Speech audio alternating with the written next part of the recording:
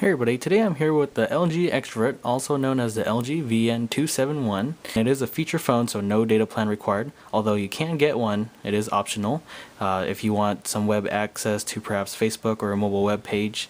Now, mobile web on feature phones is fairly limited, so just got to keep that in mind. But yeah, in this video it's just going to be pretty much a review of the interface on this phone, the quality, and a couple of things like stating my opinion on it and stuff like that. In the box, you'll just find the phone itself, standard lithium-ion battery, a USB charging or wall plug, and of course the micro USB cable. I'll show you that on the side of the box, as you can see right there, and your quick reference guide, product safety, and warranty brochure. Now, since buying this from Costco, bonus pack here. It consists of one car charger, a mini leather case, and a universal screen protector that you'll have to cut yourself. Now that's going to be a little bit of a hassle for me because this screen isn't exactly a full square. It is a square in the middle, but you know, I just want to layer out the whole glass, then it's going to be a little bit hard, but I'll probably figure it out later. Anyways, yeah, buy from Costco, get this nice bonus pack. Here's a cable, and of course the USB charger right here. Not bad.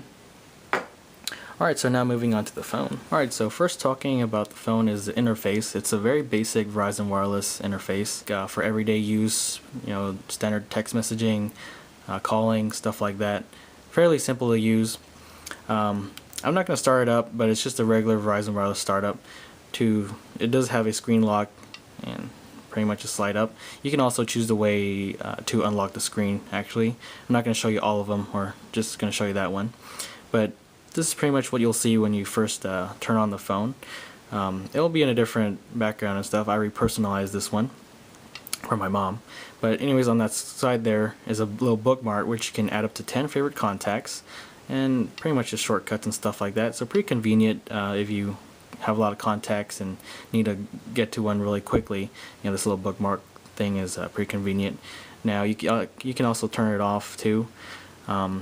And then moving on to the bottom, you have these 4 little buttons right here. The one on the right is pretty much just your contacts. The second last to right is your menus. And you know, pretty much in here you can go to My Verizon Tools, Settings. You can get apps, perhaps maybe like Facebook, Twitter, you know, something like that. That's pretty popular these days. You got your mobile web.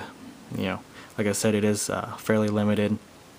Mobile email, text messaging, you know, your normal stuff in a feature phone. Pretty convenient, you know, if you're not looking for something special. And this touchscreen itself is actually it's not bad in my opinion. It's fairly smooth. This one right here would be the calling button. Press it once and your keypad comes up. You know, fairly responsive. Now, you had bigger hands, maybe it would touch a couple keys, but overall still very good. I have it set on the largest font. It's easier for my mom to see. And pretty much just on the last one to your left is just messaging. You can start a new message, check your old messages. On the bottom here you have your microphone, clear key, and also voice recognition. That's your end key, also on and off key, and pretty much just your send key. On top is just your earpiece. Now, I don't have the exact resolution or size of the screen, but I can tell you it's a reasonable screen size, fairly easy to read, very clear, bright. Starting on the left side of the phone, you have your micro USB port and your volume rocker. On the right side, pretty much just your dedicated camera key. On the bottom, nothing really there, just this little thing to pull out the battery cap.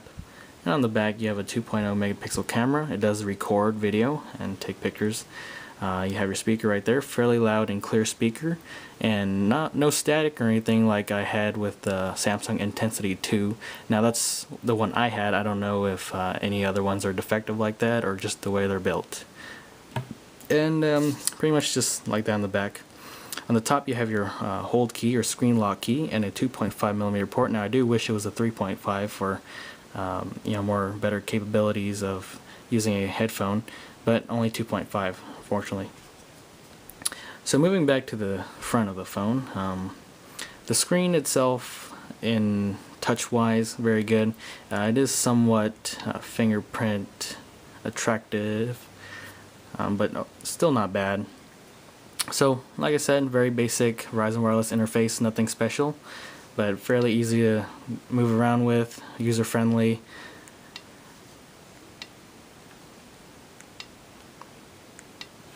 Let's see, memory usage. Total used memory is 47.9 megabytes. Available is 42.1 megabytes, and I haven't really installed much either. Micro SD card slot. I'm not exactly sure how much it can take up to. But yeah, the camera itself for 2 megapixels does alright. It's something to use. Like I said, photos, you can switch over to video.